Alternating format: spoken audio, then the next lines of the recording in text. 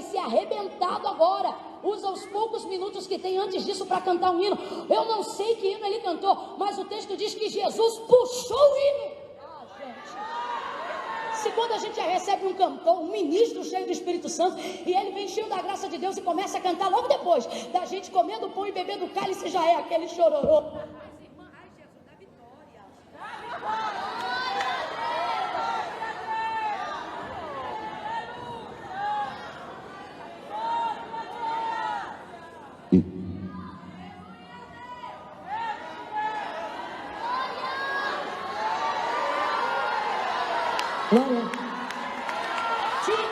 Se logo...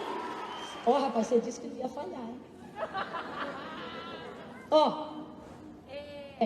Se logo, depois disso, quando nós estamos vivendo esse momento, a gente já fica maravilhado com o que está acontecendo.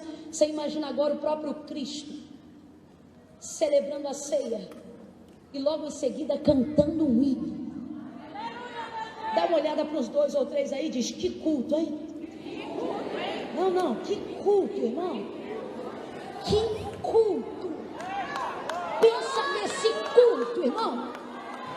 Ele parte o pão, ele dá o vinho e ele canta. Que será que ele cantou?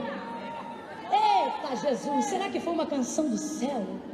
Ele canta, puxou um hino e começou a cantar.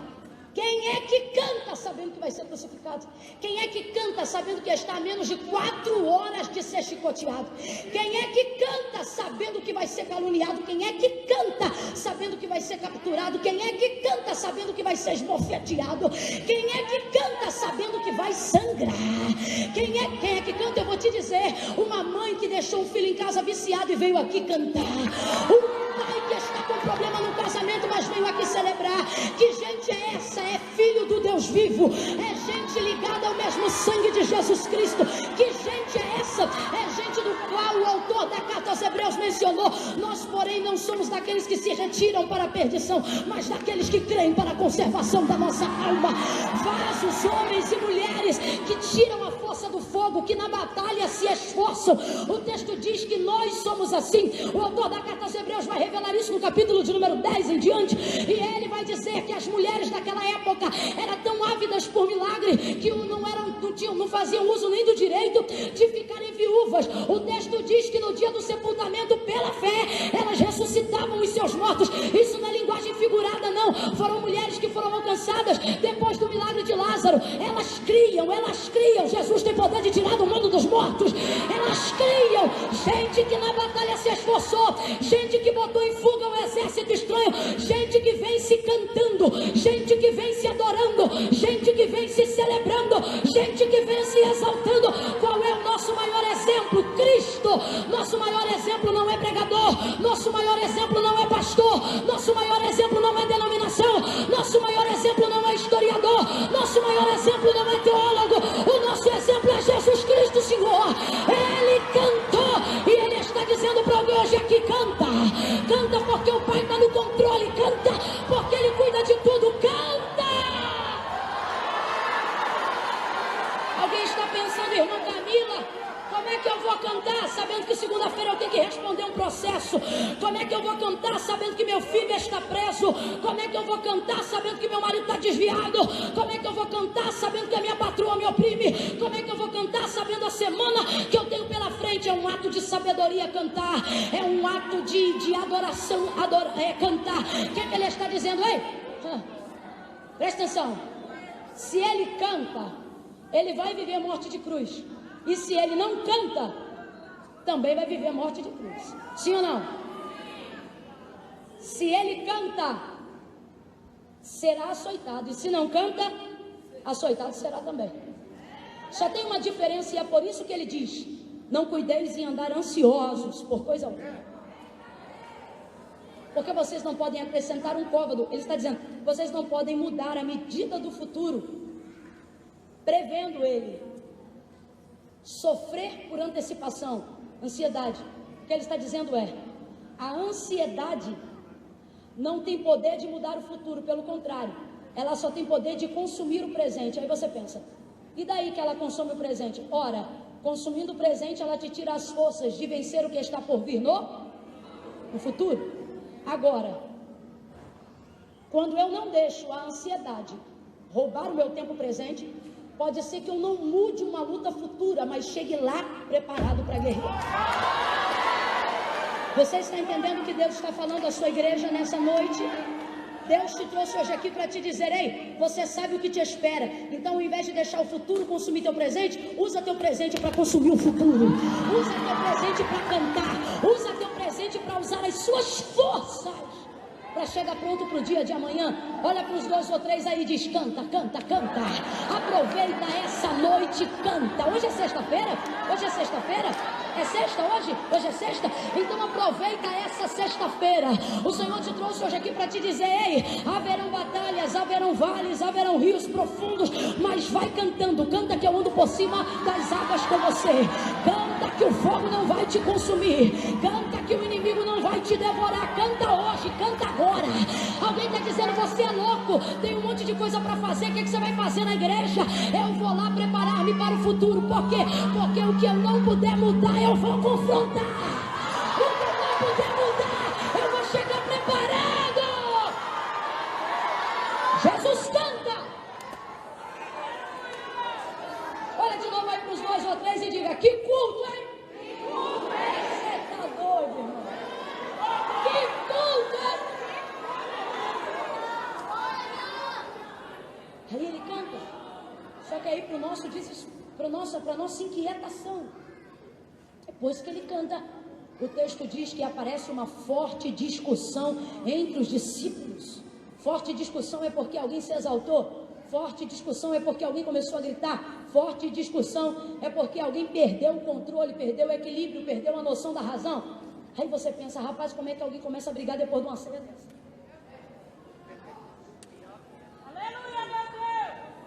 É igualzinho você que se estressa quando chega em casa depois de um culto desse.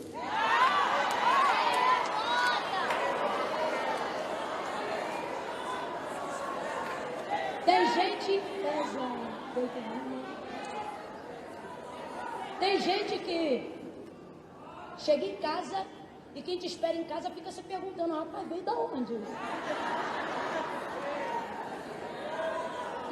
E ainda diz que o culto foi uma bênção em casa. Já chega e quando vê a louça na pia, ou a meia na porta, ou o filho saiu com o carro, sei lá, qualquer coisa, aí já diz: o culto foi uma bênção, mas vocês me tiram do céu. E uma forte discussão começa nesse dia aqui. Forte discussão, meu irmão, alguém gritou. Forte discussão, alguém está discutindo.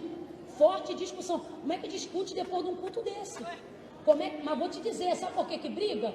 Porque o tema depois da celebração da ceia foi a retirada do Senhor. Olha qual é o tema da conversa: quem, pois, entre eles será o maior depois da ascensão de Cristo? Todas as vezes, isso é todas as vezes que alguém quiser disputar cadeira, disputar liderança, competir no reino de Deus, vai ter briga. Vai ter briga. Eu costumo dizer uma coisa: quem compete no reino de Deus já perdeu, não sabe. Reino de Deus não se compete, cada um tem seu lugar. Agora você vê, Jesus está dizendo que vai se ausentar. Então eles pensam: o líder não vai estar mais presente. E de vez de chorarem a dor da partida de Jesus, não, já pensam: quem é que vai entrar no lugar dele? Falando a grosso modo, é basicamente isso que está acontecendo. Por isso eles começam a brigar.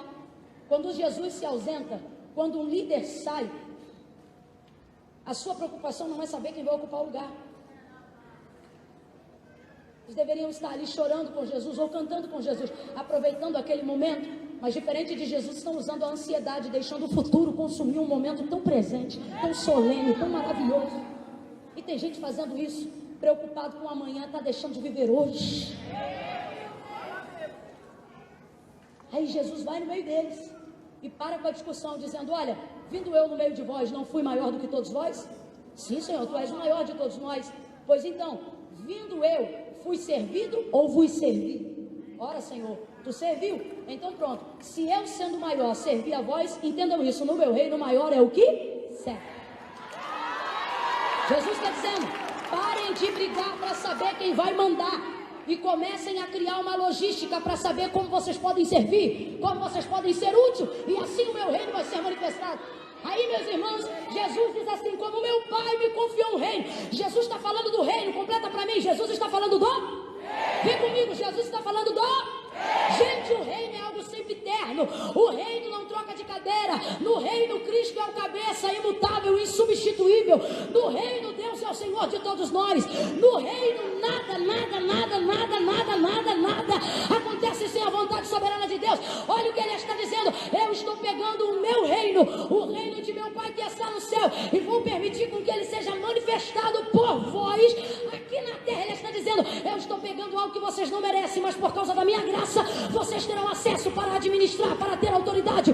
Pisarão serpentes e escorpiões, destruirão cadeados e fortalezas. Vocês comerão coisas mortíferas, e essas coisas não lhes farão dano algum, porque eu estou inserindo vocês no meu reino.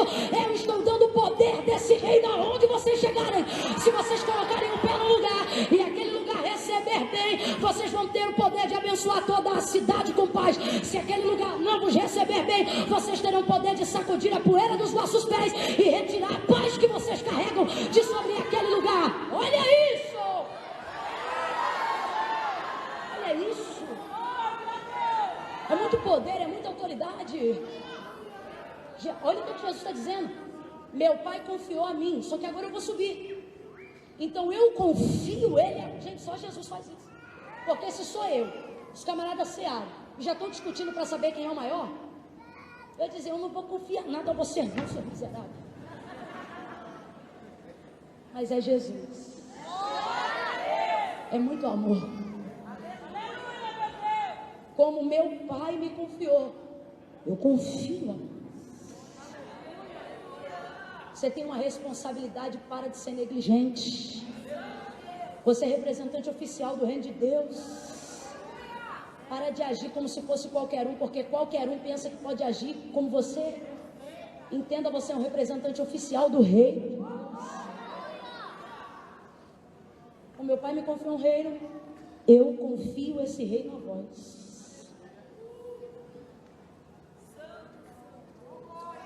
Vocês vão julgar comigo as 12 tribos de Israel. Está falando agora aos apóstolos. Aí ele diz: tendo dito isso, imediatamente, exatamente como nós lemos, ele diz assim: Simão, Simão. A palavra diz que a discussão foi forte entre eles. Todos brigaram. Quantos brigaram? Quantos discutiram? Só que ele só falou com Simão. Quem você acha que começou a briga? Jesus sabe até onde uma inflamação vai. Jesus sabe aonde uma palavra maldita chega. Mas Jesus não vai de porta em porta. Por exemplo, Miriam e Arão falaram mal de Moisés. O Senhor visitou os dois, mas puniu só Miriam. Alguém vai dizer: ah, porque ele tinha a unção de sacerdócio. Ah, porque ele tinha o peitoral de juízo. Do mesmo jeito que Deus tirou o peitoral de juízo e colocou em Eliezer no dia da sua morte, poderia ter tirado para puni-lo, e depois da purificação poderia ter devolvido, mas não fez. E por que não fez? Porque na verdade Deus não vai aonde termina, Deus vai aonde começa. Os dois falaram, mas quem falou foi Miriam. Quem começou foi Miriam. E tem gente aqui: ah, Senhor, está todo mundo sabendo. Ah, Senhor, como é que eu vou fazer isso? O Senhor está dizendo: fica tranquilo, eu não vou até onde é irradiado, eu vou visitar quem começou. Eu sei aonde nasceu. Agora veja, no meio daquela forte discussão, é claro, quem é que estava preocupado em saber quem seria o maior? Quem é que estava preocupado em saber quem ia liderar? O que tinha espírito de liderança, uai? Pedro. Então, imediatamente, como é que o Senhor termina a discussão? Falando do reino, falando de quem era o maior, mas vai chamar Pedro mais perto e vai dizer: Simão, Simão. Agora é interessante, porque ao longo de todo o Novo Testamento, depois de Pedro ter encontrado com Jesus, ou Jesus ter encontrado com Pedro, já não chamava ele de Simão, chamava ele de Pedro. Só que nesse dia, o próprio Cristo, que estabeleceu que Simão não seria mais conhecido só como Simão, mas seria conhecido como Pedro, não o chama de Pedro, chama de Simão. Chama a sua raiz paterna, chama a sua popularidade pregressa. Ele diz: Simão, Simão, Ele está dizendo, eu não estou falando com a nova criatura, eu estou falando com esse velho homem que mora dentro de você. Eu estou falando com este velho homem que você não adormece. Simão, Simão, 2 vezes. Palavra de despertamento. Quando o Senhor chamou a Saulo, Atos capítulo 9, no caminho de Damasco, não disse apenas Saulo, disse Saulo, Saulo. Despertamento. Quando chamou a Marta na casa de Lázaro e Maria, porque ela estava indignada por causa da conduta de Maria, não chamou Marta apenas uma vez, Lucas 10, 48, ele diz Marta, Marta. Agora ele olha para Pedro e não chama ele de Pedro, ele diz Simão, Simão. Chamou ele 2 vezes, quantas vezes? Isso está associado a despertamento. Despertamento. Ao ouvir o nome ao ouvir Deus mencionar seu nome, desperta. Não, vai fazer isso agora, que tem uns que estão apáticos hoje. Pergunta o nome de quem está do seu lado aí agora, faça isso, por favor. Bora, se você não conhece, pergunta. Por favor, qual é seu nome? Pergunta.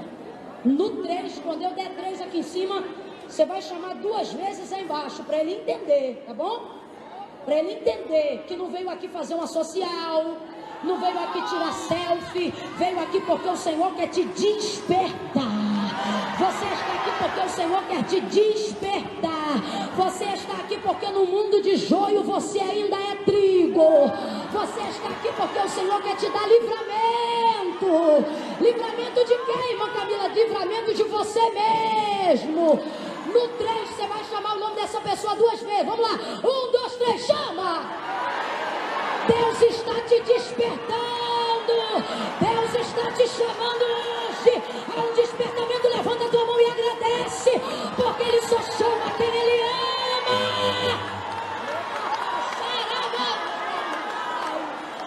Simão, Simão. Satanás te pediu para se andar com você.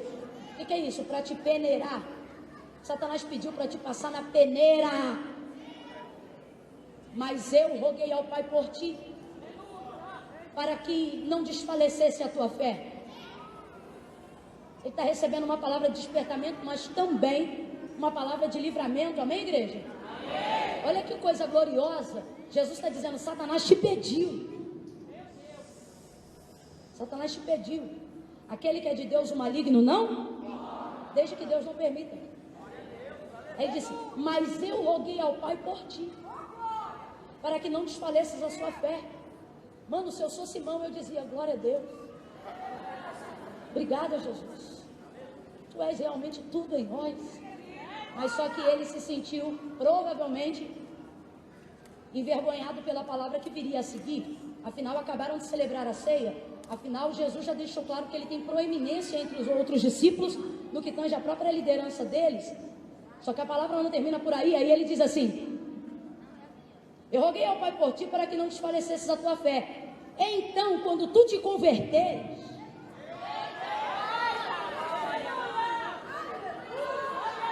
se eu fosse falar rasgado, a grosso modo, no século 21, eu ia até naquela sala e ia dizer, eita, como é que tá tomando ceia assim, hein? Ceou, mas não está convertido. Comeu o pão, mas ainda não discerniu o corpo. Bebeu o vinho, mas ainda não entendeu o propósito da aliança. Quando tu te converteres, o que ele está dizendo? Quando você amadurecer a sua fé, quando você não for um menino, quando você não for um sanguíneo, quando você não for um imaturo que acha que é bonito ir para a rede social e falar tudo que pensa. Quem fala tudo que pensa é sinal que não pensa para falar. Quando você amadurecer, irmão, quando você ficar pronto, tu fortalece os teus irmãos. Agora, tem uma palavra de esperança, porque ele diz, quando tu te converteres, então ele está dizendo, tu não é, mas tu vai ficar. Então ele está dizendo, você ainda não está pronto, mas eu estou te preparando para isso. E quando esse dia chegar, você vai ficar tão bom, tão bom, tão bom, que a tua fé vai contagiar teus irmãos, vai fortalecer teus irmãos, vai amadurecer as pessoas que estão à sua volta. Por isso Satanás pede para peneirá-lo como trigo. Por isso Jesus usa essa linguagem figurada. Quando ele vai falar sobre o reino dele, ele diz: olha, meu pai confiou um reino e eu estou confiando esse reino a vocês. Jesus está falando do reino, vamos lá, Jesus está falando do? Jesus está falando do? Quando Jesus vai contar parábolas, ele vai tipificar a vida do salvo como um trigo, como um galho, um ramo de trigo. O trigo tem uma tipologia muito forte no Antigo Testamento. Ele ministra o próprio corpo de Deus. Fala de Jesus, fala do trigo moído, fala do pão, fala da palavra, fala de Jesus, fala do verbo. Aquele que descende dele é filho dele. Um trigo não dá joio, um trigo só tem poder de germinar o trigo. No Novo Testamento, Jesus vai usar a expressão do trigo para falar de todos os salvos, para falar dos filhos da fé. Quando ele fala, por exemplo, da salvação, ele passa com os discípulos na proximidade de um milharal e tem também um campo de trigo. Então ele vai passando e ele diz: vocês dizem que faltam 3 meses para a colheita. E aí, falando das almas, mesmo os campos não estando prontos, ele diz assim: mas eu vos digo, olhai para os campos. É uma linguagem figurada. Jesus está dizendo: vocês estão esperando um tempo propício para o Messias, mas ele já veio. Vocês estão esperando um tempo propício para a colheita, mas eu vos digo que o tempo é já. Ele está dizendo: as almas estão prontas para serem salvas. Olha, o campo está branco. Ele está falando da flor do trigo que determina o seu amadurecimento e a sua prontidão para a colheita. Então, tudo aquilo que é nascido de Deus eu poderia tipificar como trigo. Por exemplo, na parábola do semeador, em Mateus capítulo de número 13, ele vai falar sobre como funciona o reino de Deus e quem é o trigo dentro do reino de Deus. Vou ler rapidinho para você. Ele diz assim, propôs-lhe uma parábola dizendo, isso aqui é Jesus dizendo: o reino dos céus é semelhante a um homem que semeia boa semente no seu campo. Mas enquanto os homens dormiam, veio o seu inimigo e semeou o joio no meio do trigo e retirou-se do meio deles. Quando a erva cresceu e frutificou, apareceu também com o trigo o joio. Então, indo ter com ele os servos do pai de família, lhe disseram: Senhor, tu não semeaste apenas a boa semente no campo? Só para eu saber que você está comigo. Quem é a boa semente? Eu vou me rasgar todinha aqui. Vou até beber uma água depois dessa.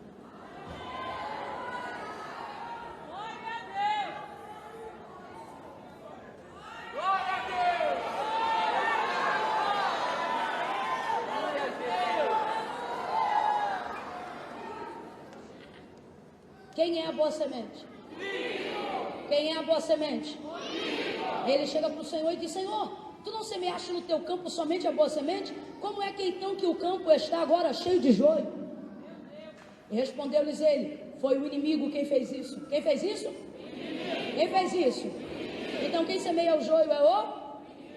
Quando os servos ouvem isso, eles dizem: Senhor, quer que nós vamos lá agora e arranquemos-no? Então o Senhor lhe disse: não. Gente, vem com força. O Senhor disse o quê? Não. O Senhor disse o quê? Não. Não, para que ao colher o joio, não arranqueis também com ele o trigo. Deixai crescer. Olha para os dois aí e diz: deixa crescer. Olha aí, porque tem alguém achando que é o último defensor da verdade. Diz: deixa crescer. Olha para alguém aí porque está achando que é o último profeta e tem que profetizar tudo. Olha para quem está do teu lado e diga: deixa crescer. Olha de novo, porque tem alguém achando que alguém tem que falar. E então, no dia da colheita de Deus, a boa semente é o reino de Deus, a boa semente é o? Quem planta o trigo é o Senhor do campo. O Senhor do campo é tipologia do próprio Deus. Ele é o Senhor da terra. Agora, todo Senhor de terra tem seus servos. Quem está entendendo, diga amém. Então, desmistificando ou parabolizando, ruminando o texto, ele está dizendo: eu sou o Senhor do campo. Quem dá a semente sou eu, quem planta é vocês, e os servos são meus. Olha o que ele está dizendo: vocês trabalham no campo, mas o campo é meu. Olha o que ele está dizendo: vocês cultivam, mas a colheita é minha. Falando isso agora, me lembro da igreja de Corintos dividida, porque primeiro foram orientados por Apolo, e depois precisaram ler as cartas de Paulo, e serem doutrinados também por Paulo. Em razão disso, a igreja se dividiu, porque não reconhecia o apostolado de Paulo, uma vez que ele não havia assentado com Cristo. E como Apolo não ostentava apostolado de fato, porque não era, começaram a se dividir. Eu sou de Apolo, e outros diziam, não, eu sou de Paulo. Então Paulo escreve, acaba com aquela baderna e diz, eu plantei, Apolo regou, e quem dá o crescimento é Deus. O que eles estão dizendo é, o que Paulo está dizendo é, vocês não são de Paulo nem de Apolo, vocês são de Deus. Apolo e eu pregamos a mesma coisa, Apolo e eu servimos ao mesmo Deus. Ou porventura está o corpo de Deus dividido? Então ele está dizendo, o campo é meu, o campo é de Deus. E os servos são de? E a semente é de? E quem dá o crescimento é? Aí o que acontece? A semente foi dada, os servos vão lá e plantam, mas o texto diz que quando chega a noite, todos os servos dormem. Todos dormem. Completa para mim, por favor. Todos? Todos? Por que todos dormem? Porque o sono fala da nossa máxima impotência.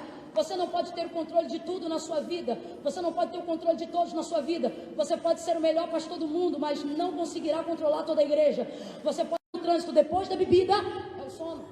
Você sabia que as pessoas que morrem no trânsito, levadas ao sono, são pessoas que morrem normalmente a 200, 300, 1 quilômetro, 2 de casa?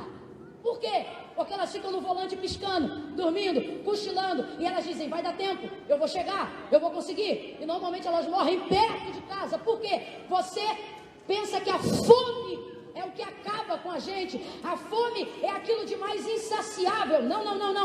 Só tem uma coisa que tem o poder de amenizar a fome, é o quê? Sono. O que uma mãe diz no sertão para um filho que não tem mais nada para ele comer? E ele diz, mãe, estou com fome. Normalmente ela diz, filho, dorme que passa.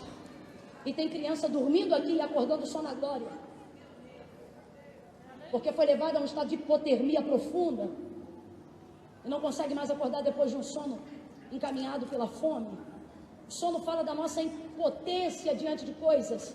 Preste atenção, porque Deus vai liberar alguém de culpa agora. Tem gente aqui que está dizendo, Senhor, mas eu sou tua serva. Como é que isso está me acontecendo? Eu sou tua serva. Como é que o inimigo entrou num campo que eu coordenava?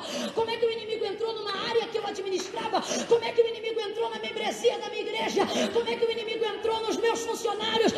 O sono, o que é isso? Ninguém controla tudo o tempo todo. Tem mãe aqui dizendo, como é que meu filho está afastado? Se eu criei esse menino nos caminhos do Senhor. Parábola das virgens, mesmo contexto, só que agora em Mateus 25, o texto diz 10 virgens, 5 eram loucas e 5 eram prudentes. Aí preparam-se com azeite, 5 têm azeite na reserva, as outras 5 só levam o bastante para aquele momento.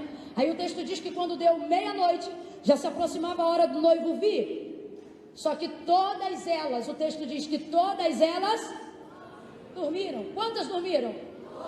Quantas dormiram? Peraí, gente, tinha 10. 5 eram loucas e 5 eram prudentes. Quantas dormiram? Quantas dormiram? Todas dormiram. As 10 dormiram. As loucas dormiram e não dormiram porque eram loucas. As prudentes dormiram e não deixaram de dormir porque eram prudentes.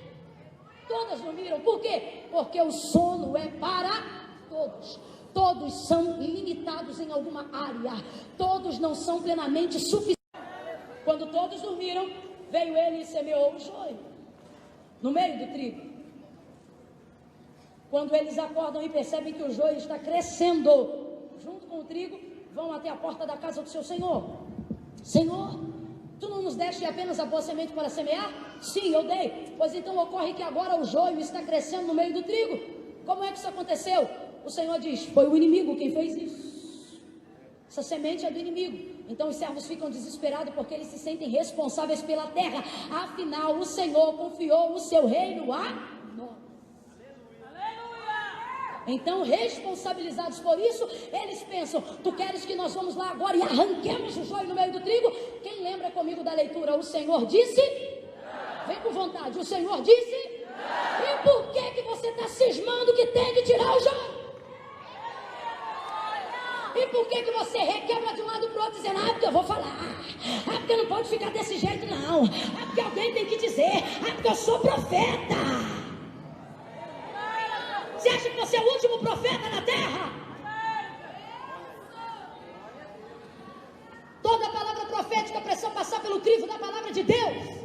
E na ministração do reino de Deus, todas as vezes que o trigo estiver ameaçado, tem que deixar o joio crescer.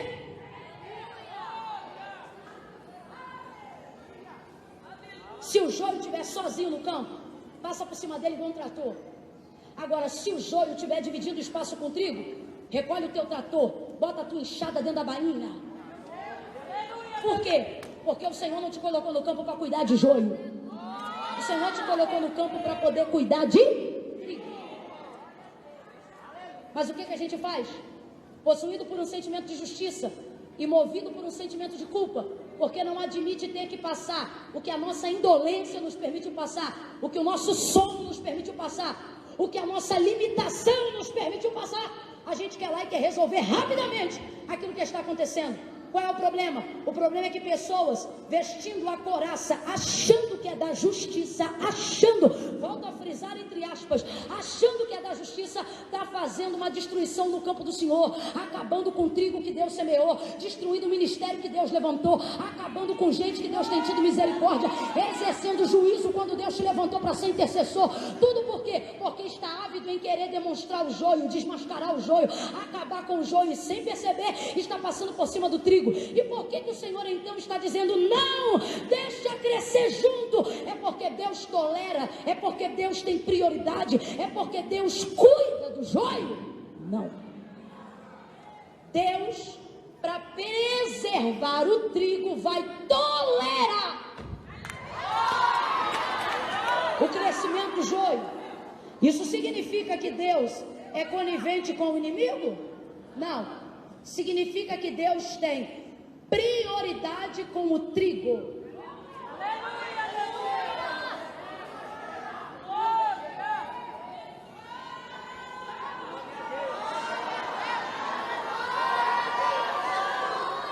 Eu tenho 2 pontos diretivos nesta noite. Primeiro, para quem entrou aqui e está se sentindo joio, se você está no campo do Senhor, você é... Segundo, para quem está hoje aqui e já é salvo, já serve ao Senhor, se você está no campo do Senhor, não interessa o que você pensa do joio, aqui você é funcionário do Senhor na terra. Você não decide fazer com o joio o que você quer só porque você administra o campo. Deus me trouxe aqui nessa noite para dizer, esse campo ainda tem o Senhor, e o Senhor determina quem Ele tolera, o Senhor determina quem cresce, o Senhor determina o tempo da misericórdia, o Senhor determina o tempo do juízo. Deus não está cuidando do joio, Deus está priorizando o cuidado com o trigo. E às vezes, para demonstrar o cuidado sobre um, você tem que tolerar o outro. Preste atenção. Deus está dizendo, eu não quero você preocupado com o joio.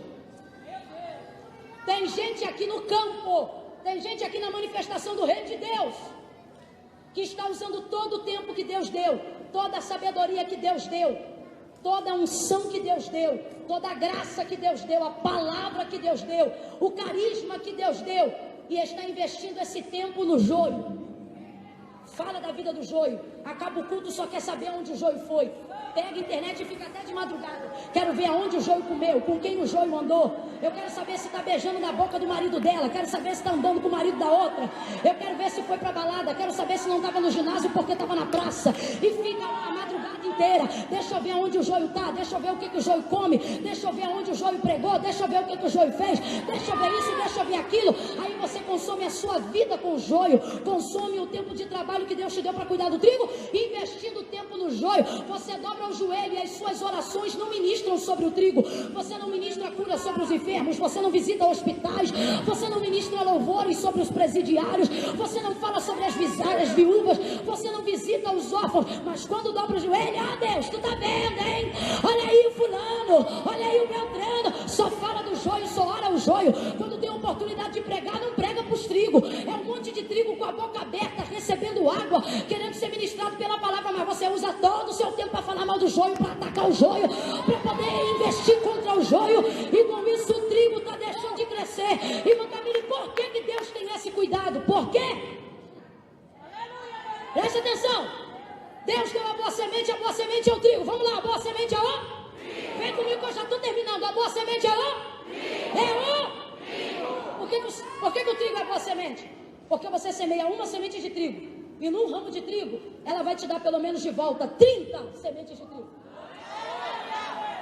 Quem é que já viu um raminho de trigo? Um raminho de trigo. Quem já viu? Aquelas espiguinhas pequenininhas na ponta com aqueles cabelinhos, né? Quem já viu? Levanta a mão de novo. Maravilha. Cada gominho daquela espiga tem uma semente de trigo. Quem está me ouvindo, diga amém. Para que nasça um ramo, e um único ramo, eu disse apenas um ramo. Vai nascer no mínimo 3 espigas de trigo. Cada espiga de trigo vai dar pelo menos 10 sementes de trigo. Então presta atenção. Eu semeio uma semente de trigo, o ramo de trigo nasce. Se der pouco, tá bom? Se o ramo de trigo der pouco, ele vai dar no mínimo 3 espigas de trigo. Cada espiga de trigo vai ter no mínimo 10 sementes de trigo. Por isso ele diz que o semeador semeia um e ele ganha em cima desse 30, 60 e até 100. A semente do trigo é generosa. Quando ela renuncia, quando ela morre na terra, ela não devolve só a semente que foi semeada, como no mínimo 30 vezes mais em cima daquilo que foi colocado nela. A semente do trigo é grata. O trigo é a maior, e foi a maior até 20 anos atrás, a maior semente comercializada no mundo. Irmã Camille, por que hoje ele não é mais? Ele é a segunda hoje, porque criaram a soja, que tem um poder de aceleração do crescimento muito maior do que o trigo, apesar do trigo também ter uma celeridade muito grande no seu crescimento, na sua produção. Ou seja, ele só perde por causa da sua natureza, porque o outro pode ser mudado biologicamente.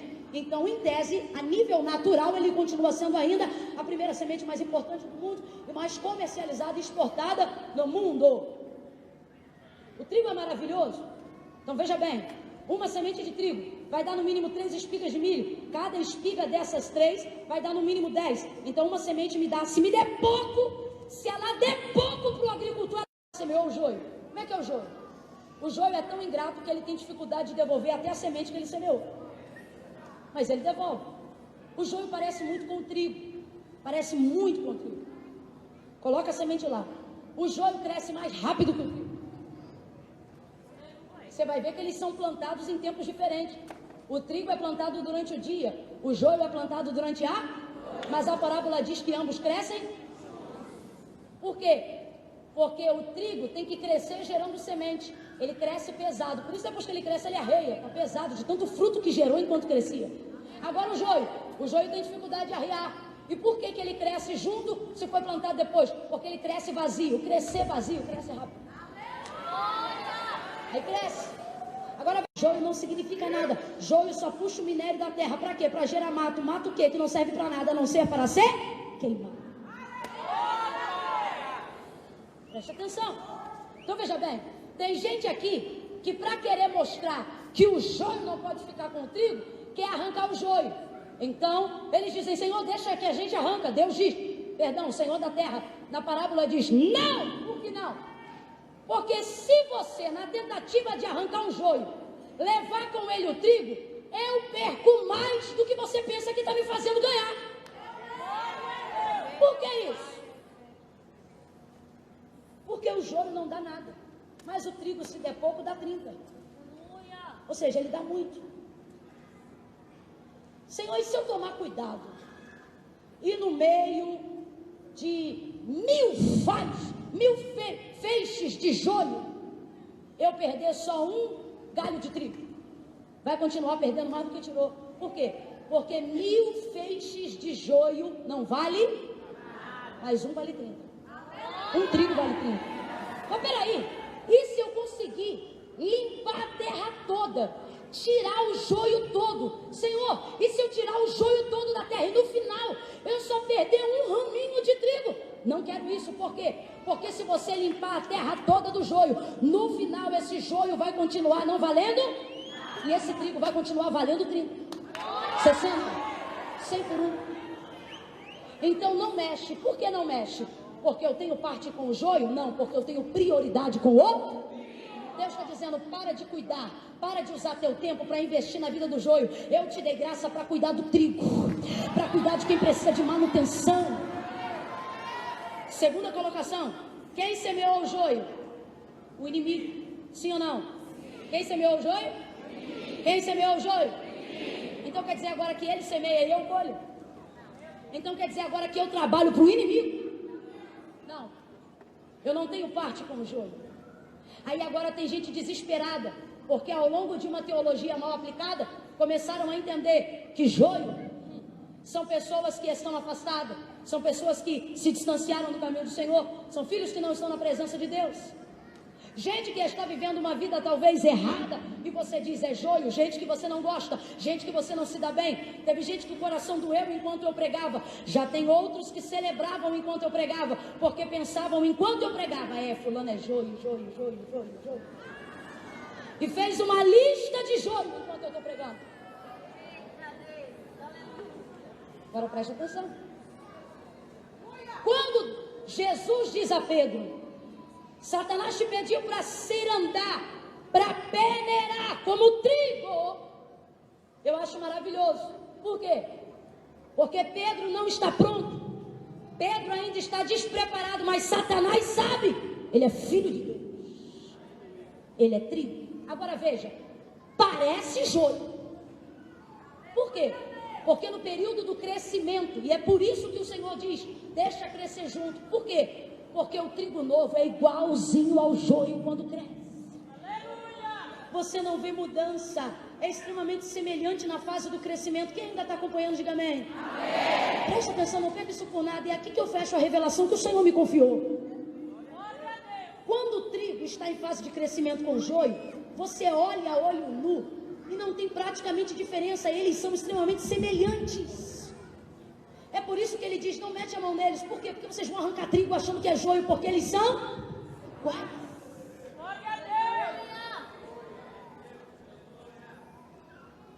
Por que eu só vou deixar para arrancar no dia da ceifa? Porque no dia da ceifa, o trigo cresce e arreia, por causa do peso do fruto. Nesse período, a semente cresce dentro da cúpula da espiga. Aí ela fica solta lá dentro, preste atenção. Ela fica solta lá dentro. Então ele vai para a peneira. Quando ele é peneirado, a peneira arranca a casca e a semente solta. A provação, quando você está pronto. A circunstância difícil, o dia mau, quando bate na sua porta e você está pronto para ele, ele não te destrói, ele extrai o melhor de você que foi cultivado durante o tempo do preparo. Preste atenção. Pedro é trigo, mas é trigo novo. Por que Jesus diz assim? Mas eu roguei ao Pai por ti, para que não desfalecesse a tua fé. Você tem fé, mas ela ainda é pequena. Você tem fé, mas ela ainda é pouca. Você está se preparando, mas ainda não amadureceu. Ainda não está plenamente convertido. Jesus está fazendo um investimento de mais de 3 anos em Pedro. Então ele não pode perder agora. Quando a aflição vem antes do preparo, você perde a semente. Jesus está investindo, presta atenção. Ele não pode perder o investimento dele sobre Pedro. Aí você diz assim, mas se é trigo tem que ir para a peneira. Mas não pode ir agora, por que não? Ainda está pronto, não está pronto. Pedro é trigo novo, completa para mim. Pedro é trigo novo. Pedro é trigo novo. Segura aí, segunda diferença. Por que o Senhor diz, deixa crescer junto? Porque se você pega um trigo novo e coloca na peneira, a função da peneira é arrancar a casca do trigo, ok? Só que o trigo, quando está maduro, a semente solta da casca, você sacode e faz até barulho. Então vamos lá, completa para mim. Quando o trigo está maduro, a semente solta da? A semente solta da? Mas quando o trigo ainda é novo, completa aí. Quando o trigo ainda é? Quando o trigo ainda é? Pode ser trigo, a semente é boa, pode ser de Deus, mas se ainda for novo, a semente cresce apegada à casca. Então se você pega um trigo novo, não perca isso por nada. Se você pega um trigo novo e coloca na peneira, quando a peneira vier para arrancar a casca, vai ferir se fere a semente, apodrece. Semente podre não entra no celeiro. Então a preocupação do agricultor naqueles dias, a preocupação de Jesus em transmitir essa palavra para a mente daquele povo que era um povo simples, um povo humilde, um povo agricultor, para Pedro, que era um pescador. Pedro, você é trigo, mas você ainda é trigo novo. O que é uma semente apegada à casca? é alguém que para ser ainda depende do que tem. Preste atenção. Não faz carinha de cansado agora não, se liga.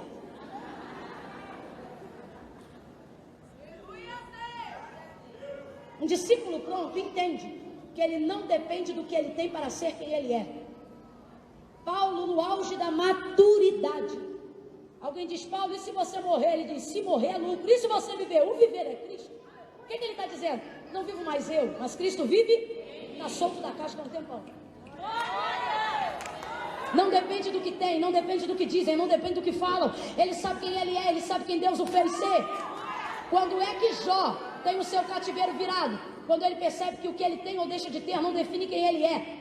Parou de orar por si. Enquanto ele orava por si, não houve resposta. Por quê? Porque ainda estava pegado ao que tinha, ainda estava pegado ao que era. Quando entendeu, depois de Deus aparecer para ele no capítulo 38, aí ele disse que vai orar pelos amigos, e agora só ora pelos amigos. Por quê? Porque julga não ter mais nada a perder para deixar de ser quem é.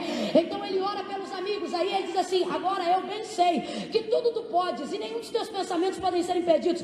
Jó não está falando isso crendo que Deus pode tirar ele daquele quadro. Jó está dizendo, agora eu sei que tu pode tanto que tu pode me deixar assim como eu estou. Isso não muda quem o Senhor é. Tu és o meu Deus.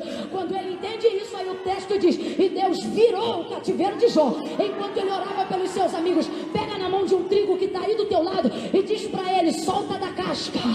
Solta da casca. Só para de deixar as pessoas, o que elas dizem, mudarem quem você é. Para de achar que seu carro define quem você é. Para de achar que o lugar que você mora define quem você é. Sacode alguém aí e diga para essa pessoa, solta da casca. Só Deus nos trouxe hoje aqui para dizer, eu quero determinar sobre a tua vida um